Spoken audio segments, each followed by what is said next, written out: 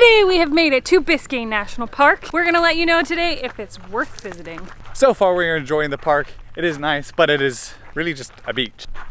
At least where we are at without sand. So the thing is, the park is 95% underwater. So unless you actually go out and do an excursion underwater, snorkeling, paddling, canoeing, kayaking, anything like that, there's not a lot to see. So one of the most simple things to do right next to the visitor center is go on a walk down this jetty, which goes all the way back this way. So we're gonna go see what it has to offer. So you get off of the bridge and onto the jetty, and it just takes you down this trail. And there's a ton of people fishing. People also go on boat tours and they go out to the other keys. They are probably an hour or two of a boat drive away, and then you can go snorkeling and those kinds of things from there.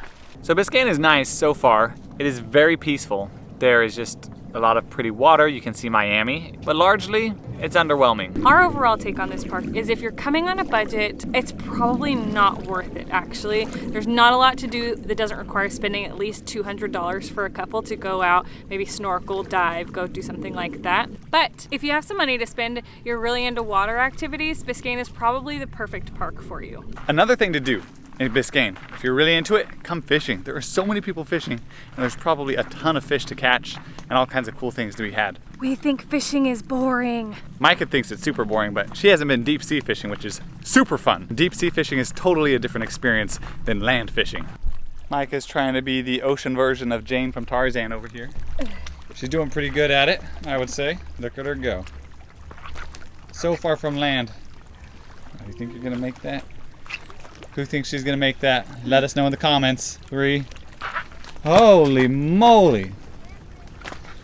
Wow. Basically, if you're coming to Biscayne for just a minute, that's all you're gonna see right there. When Biscayne might be a really good idea is if you're taking a trip to Miami and you just want to get out of the hustle and bustle of the city, come check out Biscayne because it's a really peaceful place. Also just note, if you come to the visitor center at Biscayne and you just go down that pier area, this is 100% the local area, not really the touristy area. That's why there's a ton of people fishing. Obviously this is not like the place to be in Biscayne, but if you're being cheap and you don't really want to spend hours of your day to go on a boat tour out to the islands, this is what you're gonna see. So who is Biscayne good for? Well, it's good for a quick trip out of the city, or 2, for the people who are willing to spend some time and money to go do all of the water adventures. All right, everybody, that's it for Biscayne. It was short, it was quick, but we're out of here and we're off to Miami.